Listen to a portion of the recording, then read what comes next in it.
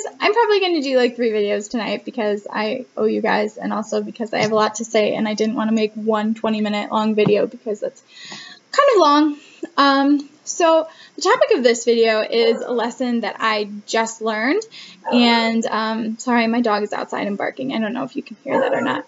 It's obnoxious.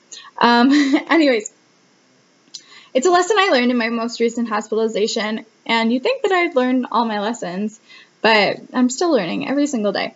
So I always pride myself in being a good patient where, you know, I'm friendly to the doctors, I listen to what they say, I do what they want me to do. And, you know, why I do that is because I figured that if I am a nice patient who is like fun or easy to treat, that people are going to, nurses and doctors are going to want to come into my room more often and treat me more often. So that's kind of the logic behind that, because I know that if I'm going to be nasty to them, they're going to not want to come into my room as often. So I usually always do what the doctors tell me. But that being said, after having a chronic illness for a while, you get to really know and listen to your body. And you know what a blockage feels like, you know what a flare feels like, you know what an infection feels like. And so in my hospitalization, the first 6 days, I was given Flagyl IV, which also I know makes me throw up. Every single day that I am on Flagyl, I throw up. And that's from past experience because I had C. diff, so I was on Flagyl, and then there were a couple reasons why I was on Flagyl. But anyways, every night I would throw up, and I was NPO for these 6 days. And the nurses couldn't figure out why. And it was kind of greenish, but that's just because I wasn't eating. So the doctors were really concerned, and they thought that I had a blockage. And I knew it was not a blockage because my ileostomy was still outputting. It was still putting out stool. And so they came in one day. I heard them coming, actually, because I heard them say, "Oh, is there suction in this room?" And I was like, they're going to put an NG tube in, and I don't want it. I'm not going to. And I already immediately had tears welling up in my eyes because every single NG tube reminds me of going into sepsis, and my body going into shock, and the ICU, and not remembering 3 days of my life, because the last thing I literally remember is I'm coming into my room and saying, "Swallow, swallow, swallow," while sticking an NG tube up my nose and down my throat, and I blacked out after that. And so forever in my memory will be an NG tube right before the time that I almost didn't make it. And and they're unpleasant in general. But anyways, so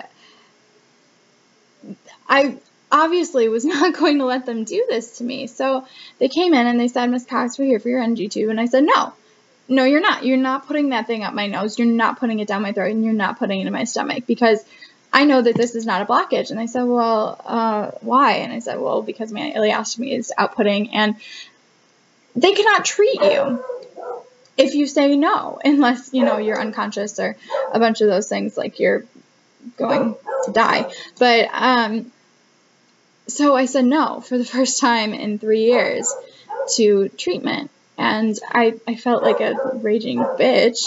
I was felt really weird about it, but at the same time, it saved me from going through unnecessary pain and making the hospitalization that much more unpleasant.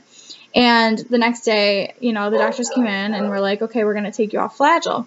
And I was like, "Okay, that's what I think is making me throw up anyways." I think I had suggested that to them. And as soon as they took me off Flagyl, I stopped throwing up.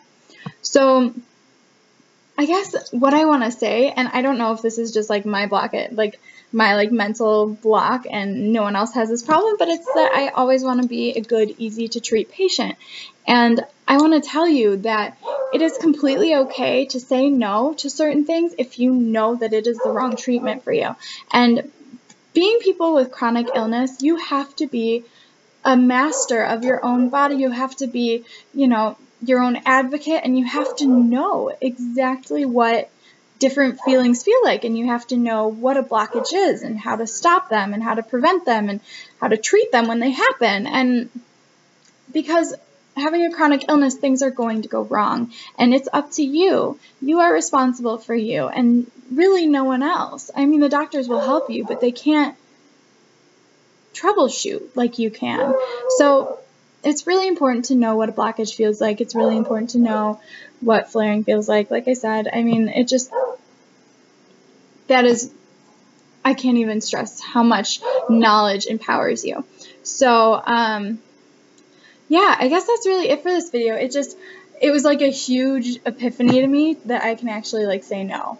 So, yeah, I guess that's all.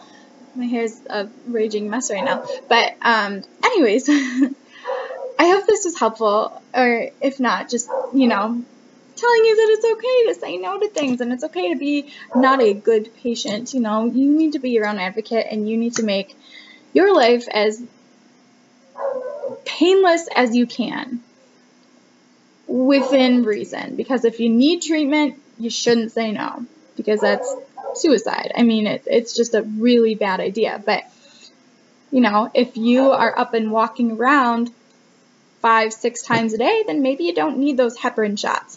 If you are outputting and you know that you're not blacked, maybe you don't need that NG tube. So that's all I really have right now. I don't know if it was that important, but it was really important to me. So I hope this helps you guys. I hope you guys are feeling well and are healthy. Little quick reminder, I have a meetup on August 10th at noon in Millennium Park. We meet by the Bean. Yeah, so that is it. I hope you guys are happy, healthy, and I'll talk to you soon. Bye.